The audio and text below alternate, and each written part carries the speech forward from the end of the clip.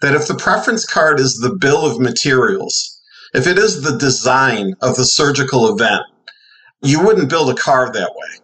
You wouldn't make your dinner that way. You wouldn't follow a recipe that way. Clock in, scrub up, and join us behind the red line. You're listening to First Case, a perioperative podcast bringing you exciting interviews, engaging discussions, and innovative solutions that are changing the way patients receive surgical care. Each episode, we talk to frontline staff, perioperative leadership, and nursing entrepreneurs from across the country as they share their stories, experience, and expertise on the industry we love. From the back table to the boardroom, from wheels in to wheels out, we tackle the real-life issues affecting the OR.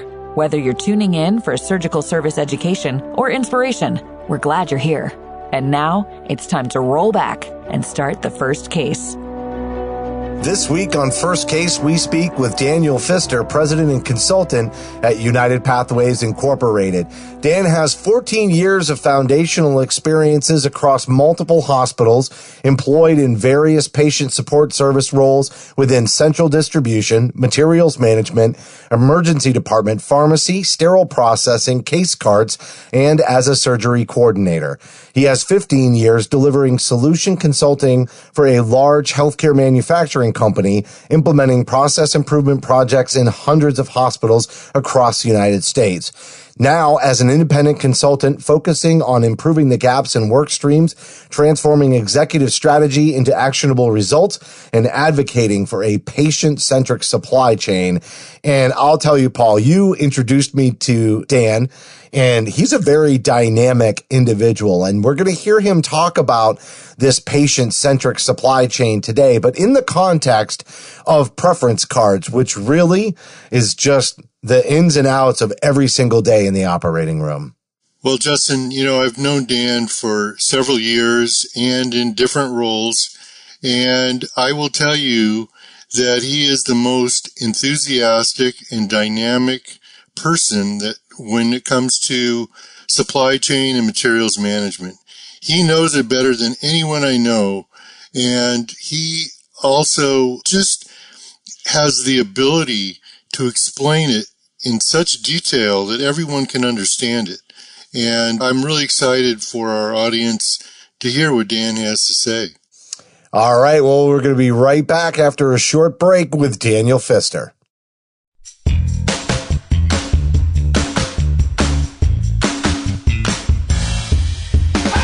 You're listening to the First Case podcast. Joining us now is Daniel Pfister, president and consultant at United Pathways Incorporated. And Dan, very nice to talk to you again. I had a chance to talk to you on another one of our podcasts on the network, but we're having you aboard the show today because you know Paul very well, and we're going to be talking about preference cards, which is it really is the recipe, but there's a lot of room and opportunity for improvement, I think, in this area, and I'm really excited to have you on to talk with us today about that. Well, thanks. I appreciate the opportunity, and you haven't got sick of me yet, so we'll see if I can change it in this interview. I doubt we'll get sick of you, but I definitely want to. I think everybody else on the show wants you to take your best crack at me. Well, like I said, be careful putting me on my soapbox. It's hard to get me off, but thanks for the opportunity. I appreciate it. So, Dan, why don't you just give the audience a little background on yourself? Okay, and I think I'm going to wrap it in a little bit to our topic as well. I describe myself all the time as just an old hospital guy, an emphasis on old. I started working in healthcare when I was young and entry-level jobs, and I've worked in basically every non-clinical support department in a hospital. So I've done everything. Then at some point in your career, you get noticed. I got picked up by the industry, and I went into consulting for a major medical manufacturing company and helped with all their solution design work for about 15 years. And I was in hundreds of hospitals across the United States. And then eventually you get to a point in your life, you jump off a cliff.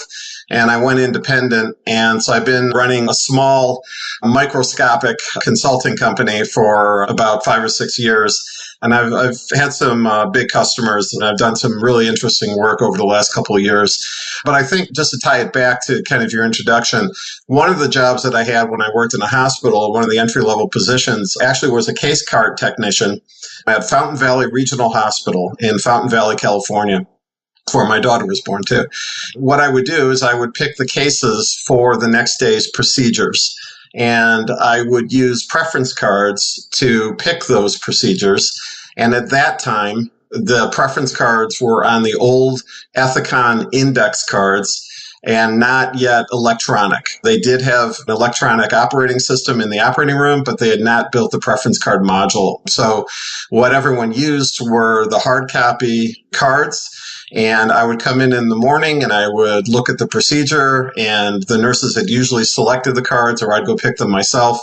And then I would assemble all of the product into bins, large bins, put them on carts, marry them up with instrumentation. Nurses would pick the suture and the medication.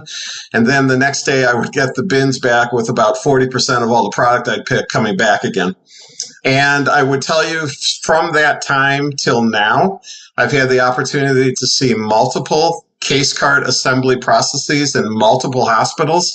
And I would say the only thing that's changed is that piece of paper has gone away, and it's now an electronic pick list, but everything else is exactly the same. And it is still very much a manual process. And in most of the time, I would say about 40% of the case cart comes back and needs to be put away.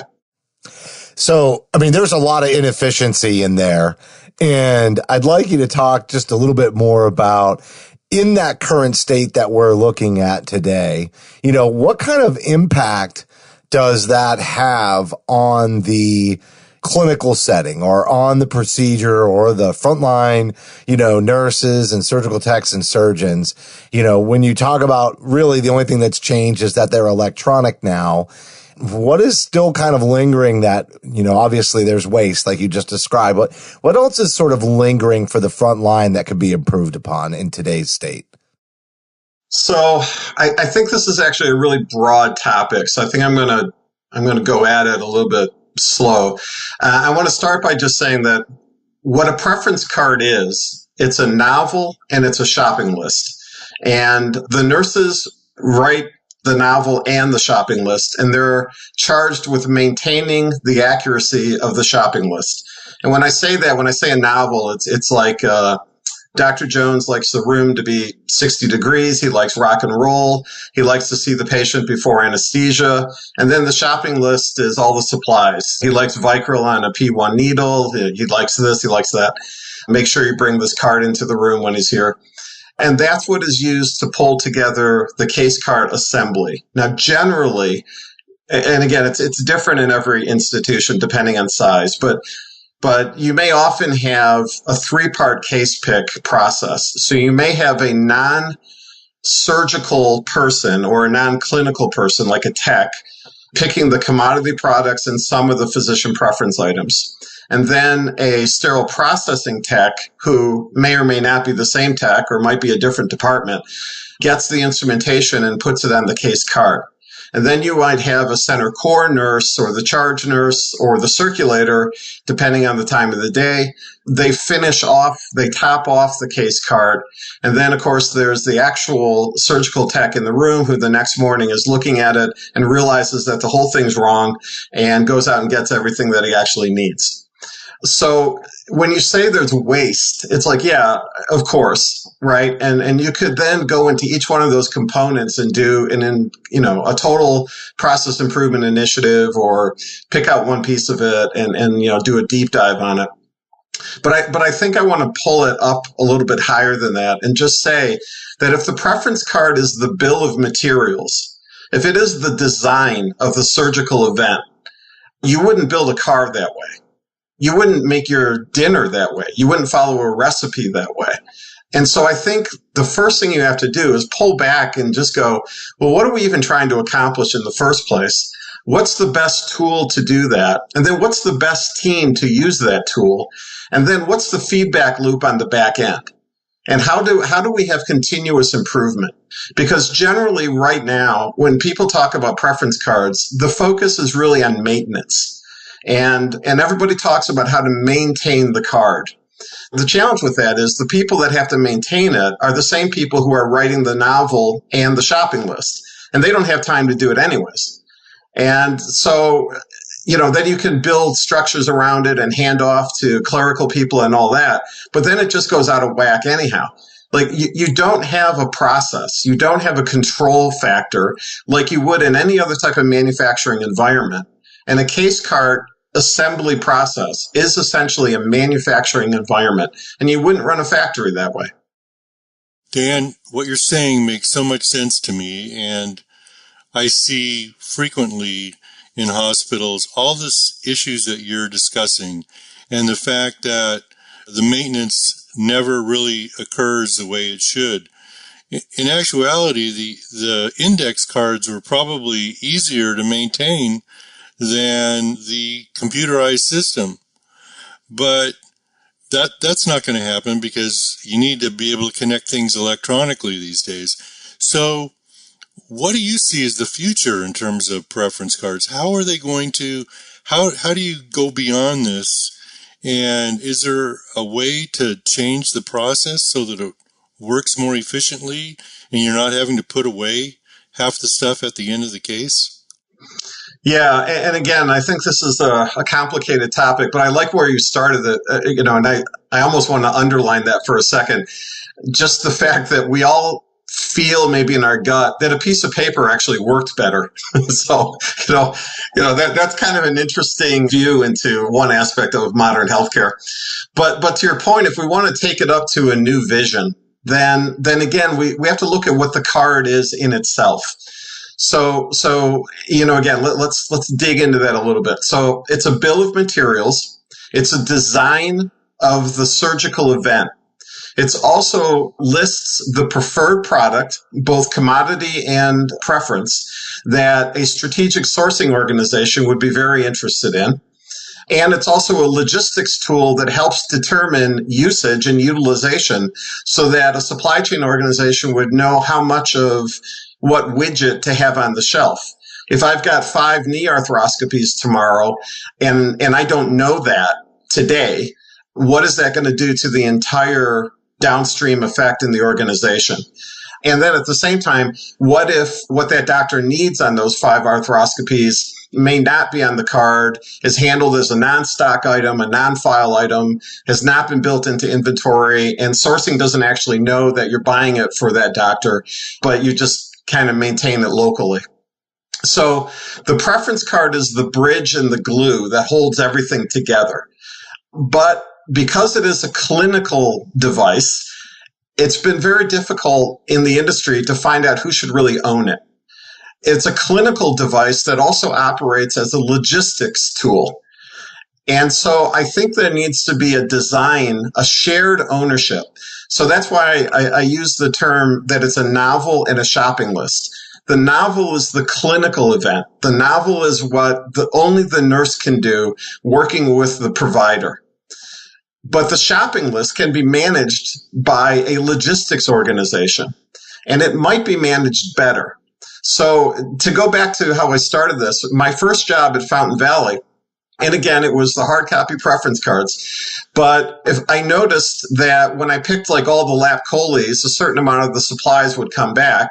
And since I was the one doing it, I could walk out to the nurse who was in charge of that specialty, and I could negotiate with her to take those products off the card because I had to pick them and then I had to put them away. And I'm essentially a lazy person, so why do I want to make things harder for me and do double work? And my goal always was to be done by noon so I could goof off the rest of the day. So anything I could do to streamline the process was my goal. But over time, I couldn't help but notice the pattern, of it. So what I'm saying is that logistics would have a vision into the feedback and could be a control factor. So my feeling is moving forward in the industry, what I see is what I'm calling a patient-centric supply chain, where supply chain actually manages and has shared ownership of the preference cards and does the case pick, okay? So that the person that's picking the case also has skin in the game as to whether the product's on the shelf or not, and also cares if waste is coming back from the assembly that they've just put together. And then the organization, the supply chain organization, could capture the analytics of that, would negotiate with nursing to make changes to the preference cards, and the preference cards would always be managed and maintained, because now that the people that are ordering the product, maintaining the product, picking the product, and putting the product back on the shelf would have ownership of that entire process. So they'd care about it. They'd care about maintaining it. Where right now, supply chain is downstream from all this, and they just get yelled at. My example, if all of a sudden there's, 5 knee arthroscopies tomorrow and all the large 3-liter bags of normal saline are gone off the shelf, supply chain is just going to get a phone call and they're going to be yelled at, right? And so the way that they'll handle that is they'll always make sure that they have significant product backed up somewhere. And that's not a lean environment. So what I'm saying is if supply chain moves closer to the patient event, and actually owns some of the steps within that process, then the process by default will have continuous improvement. Dan, again, I think that makes all the sense in the world, but let me just throw a couple other issues at you to see where this fits in. One of the big issues I see with this in the OR is managing productivity. Now, I believe that materials functions should go under the material department's productivity, not under the OR. But when you put materials people in the OR, some organizations will put them into the operating room's productivity. So that's one issue. How do you manage that piece of it? The other piece of it has to do with nurses are always concerned about the what ifs. Well, what if this happens and I need X, Y, and Z? Or what if that happens and we need to open this laparoscopic or arthroscopic patient? I need to have that stuff immediately available to me. So how do you address that in your process? I mean, I think it makes all the sense in the world, but how does that get factored in? Okay, so great questions. On the first one about productivity, I'm gonna take a sideways run on that one and get out of the box you tried to put me in, because what I'm going to suggest is, regardless of where the people report and where the labor dollars are allocated, right now all that work's being done anyhow. And so I'm completely neutral on whose budget it should hit. Whoever wants it or doesn't want it, I think it's fine. The CFO and the people that things like that matter to can figure that out. But what I'm saying is the work is being done anyhow, and it needs to be done more efficient. So that's the first part about productivity. The second part on the what ifs, absolutely. And I worked in, 3 or 4 different operating rooms myself, and I was the guy they yelled at when the shelf was empty. So I lived it, breathed it, and you never forget. So I understand 100% the what ifs, right? So I would say the answer, and this is going to be a bit of a future. So hopefully it's not too much of a future where it sounds like vaporware, but if you can control the bill of materials, and so you've got visibility into the build and visibility into the output, then what you're seeing is pattern. And with enough pattern recognition, you can get to the point of advanced analytics. And one of the big things that everybody's trying to do in healthcare right now is to get to predictive analytics. And the only way you do that is to get closer to demand. And the challenge is like the operating room behind the red line with closed doors and people can't go in there. It's a very unique environment. But essentially all it is a supermarket. And it's no different than the 7-Eleven or any supermarket in your neighborhood. But the difference is the people that run the supermarket in your neighborhood or the 7-Eleven, they're seeing what the customers are doing every day. The supply chain organization is running a supermarket that, number one, they're not allowed to walk into. So I'm saying take over the supermarket. And then what you'll get on the back end with development of tools and processes, with advanced analytics, what you will get will be efficiency. And then that nurse, her concern, her righteous concern that is 100% validated. What if something goes wrong? she will feel better when, just like if I go down the street right now to get a gallon of milk, chances are it's on the shelf. It's very rare that it's not on the shelf. I like how that process works. And as a nurse, as a circulator who always thinks in terms of what do we need to have and what do we need now, or what do we need to make sure we have, that fear is real. I mean, if you get into emergency and there's not what you need, which I've had happen several times, it's a scary situation to be in. But I have a question about process improvement, actually, with Pref cards. The way we use our system where I work, surgeon posts a case, a non-clinical person selects whatever Pref card they think would go best with the case. And then we have a system in place where we are looking. I'm one of the team leaders for orthopedics at my hospital. So the team leaders are going through. We look at all of the cases for the day. We look at what Pref card got matched up to it, hope that it, and if it doesn't work, then we're throwing in edits and giving them a better card. And then hopefully so that we ideally have the best card to match the case for what we're doing. But we don't necessarily have the exact card for the exact case every single time. There's a lot of times we're just trying to guess. I mean, the surgeon's not doing this exactly, but this is close, so we're going to go with this.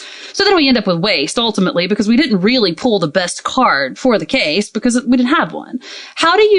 What's the best way to improve that process? Should we actually be making a Pref card to go with every single case the surgeon can possibly do?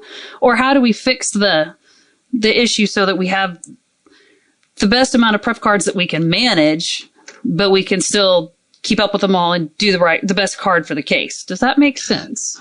Yeah, absolutely. The challenge with this question is that simple process that you just described is actually a very complicated workflow. And I did a whole project on this once before.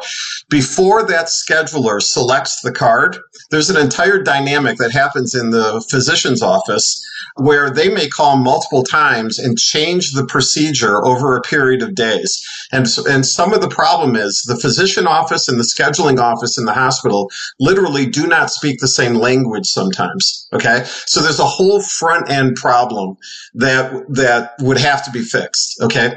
But let's just keep moving on that. So recognizing that even before we get downstream, upstream, there's a huge problem. But to your point, schedulers look at it, they select the best card, and then it goes to the clinical specialist who sit there and go, God, why'd she pick this one? He never does that. That's not what they need. And now you have rework. Okay. Because, what happens is the clinical leads actually change most of the cards, or some of them they'll just go, yeah, that's good enough. We'll fix it in the room. Okay. So that's not really an efficient process either. Okay. So how would you fix that? Again, it's ownership. Now, the reason why the nurses, when they were reviewing the cards, will do what they do to whatever level that they're going to do it at. It's, to your point, it's the end of the day. They've already been working. They got to get something down the case pick so they can start picking the cases. They know they're going to be in the room in the morning and they'll just deal with it. Okay. So the operating room, everybody just throws effort and muscle at these problems. But if you want to get to a higher level, if you want to get to predictive analytics, strategic sourcing, a patient-centric supply chain, if you want to run your organization like industry, then you have to first have ownership. Okay. You have to have a body and an organization that is looking at things in terms of demand flow, process, engineering, manufacturing, and is looking at it from that perspective and slowly fixing all these little things along the way so that the train will run better on the tracks. And the problem is we're just not fixing the tracks. There's all these things about, the train is coming and the tracks have all these problems on it. And so we just jury rig something right now because here comes the train. But you've got to pull back a little bit, send a crew in, let them, investigate the tracks so that the train will run smoother the next time out. And I advocate that the best team to do that is the supply chain organization working in concert with those nurses, because the nurses have the clinical knowledge of the patient event and their provider that supply chain will never get to. But what they don't have is time, resources, and a way to look at process that will put engineering constraints around it. Yeah, that's really interesting. And what I really took away from what you just said, Dan, was that somebody's going to go through and fix all of the things that may break or just need minor tweaks to be optimized. They're not always bottlenecks either, I don't think. But the sum of all of those little things is what creates an attitude that it doesn't work. And so somebody's got to be responsible for that. I totally understand that. It also makes me think of, like our bodies as an organism. Cells replicate all the time. And our bodies have created a process to find the errors in the replication and actually stop them before they turn into cancer, right? That's like how that goes.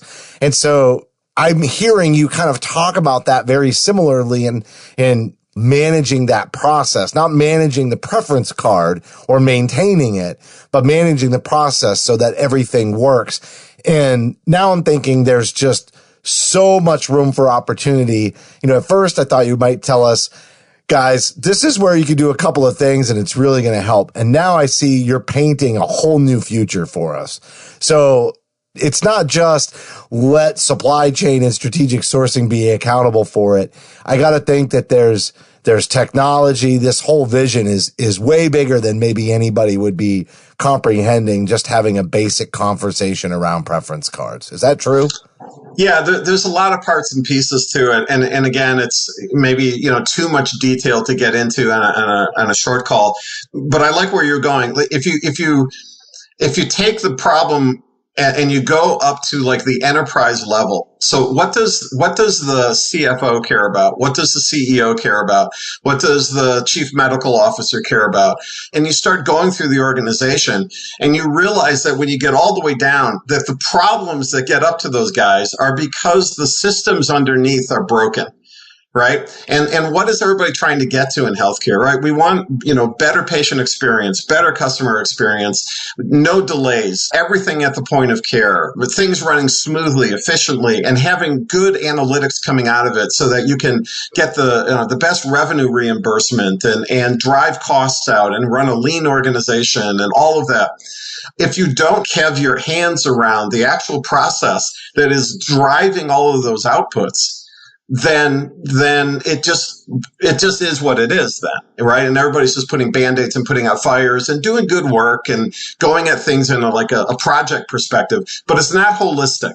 It's not end to end. It's not integrated. So you're right. There's tools, there's process. It's everything from observation, starting at like watching the case, how are cases picked? Melanie, what we just talked about, how do offices even call in when they're trying to schedule a procedure? All the way to the other side, which is, okay, I've done 1,000 surgeries this year. What are my analytics out of that? What was my cost? What was my spend? How much revenue did I make? How many 32 mitral valves did I use? Why did we use that one?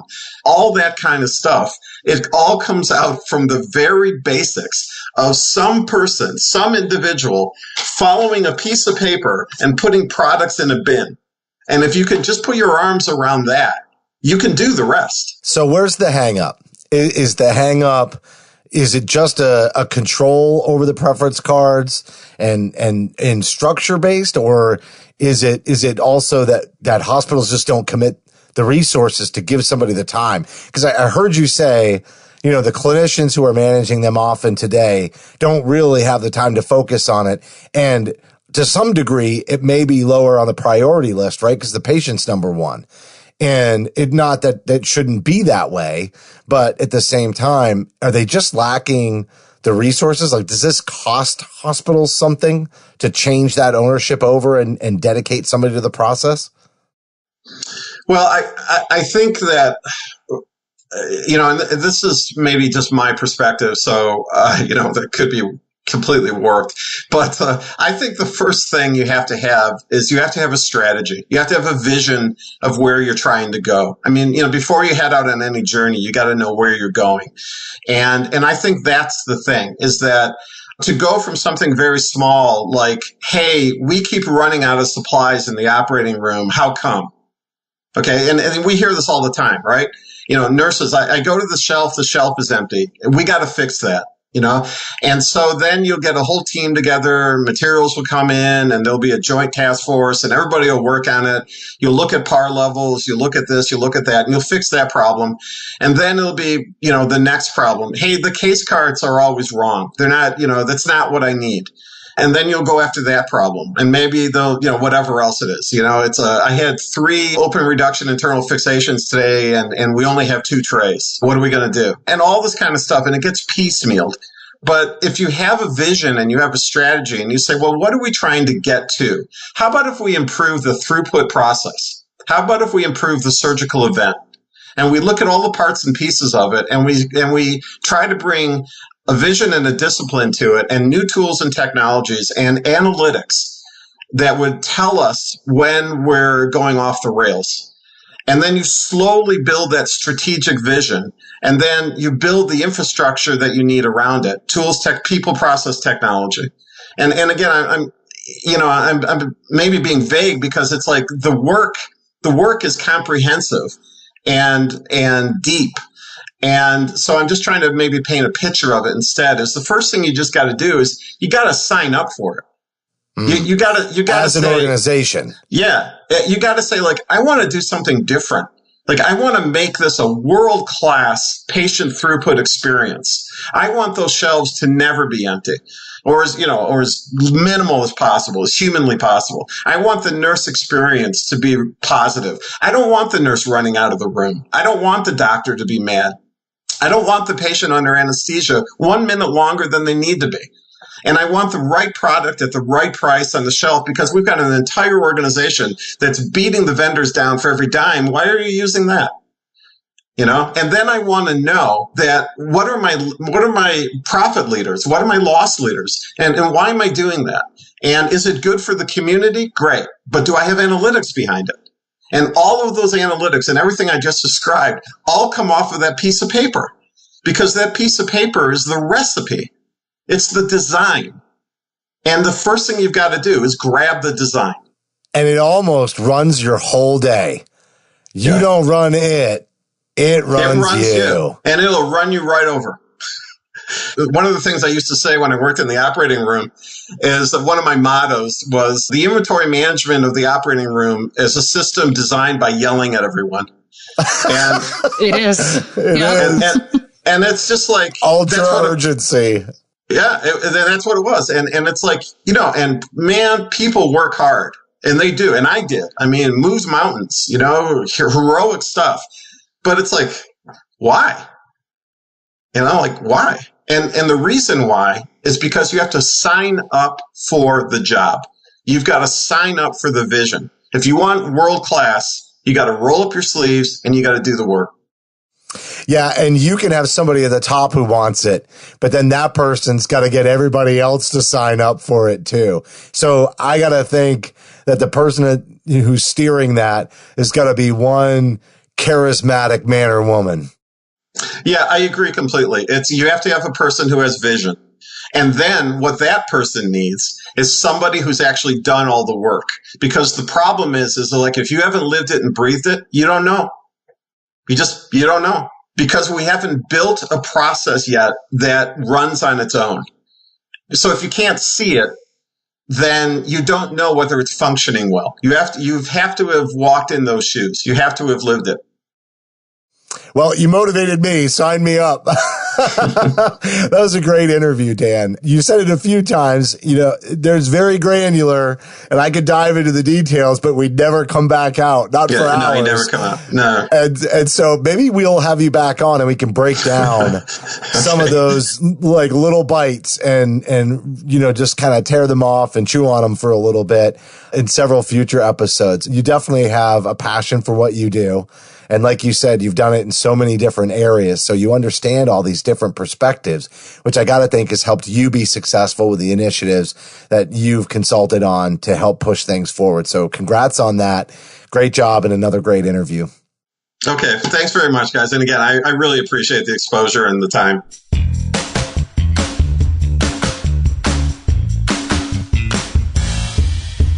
That was Daniel Pfister, president and consultant at United Pathways Incorporated. And Melanie, what a inspiring interview, honestly. His energy level, and as I said at the closing there, his passion just comes right through. And I know he's done a couple of very large projects recently that have been extremely successful. And it's really not hard to know why. And he even said it at the end. You've got to have somebody who's leading a project who's done it to the level of putting those supplies back that are unused in the bins and, taking some stock and taking some ownership over that in the organization and trying to rally everybody around it. So I know for you, Melanie, you're still very much on the front lines. You're living this every single day. Oh, yeah. Pref cards are frustrating. At least they can be. I will fight to keep stuff on Pref cards just to make sure we have it pulled, that we have it in the room, that we have what we need, because I don't want to get yelled at. I don't want my team getting yelled at. But then at the end of the day, we will have buckets of stuff that has to get put away because more stuff was pulled than we needed. So obviously there's room for improvement, and there's ways that those can be managed better for the benefit of the room and of the hospital. And Dan's got some great ideas for ways to make that a better process for all of us.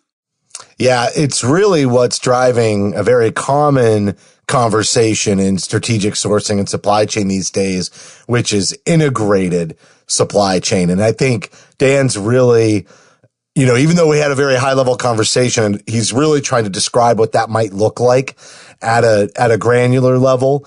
But I'm going to tell you, I definitely think we're going to have him back on a future episode. There's a lot still to be talked about in this area. So that's going to do it for this week's show. But as a reminder, you can help support First Case by subscribing on Apple Podcasts, Stitcher, Google Podcasts, Spotify, or your favorite podcast application. We'd certainly appreciate a rating and a review because your feedback is important to the show. And on behalf of Paul, Melanie, and myself, thank you for listening to this episode of First Case.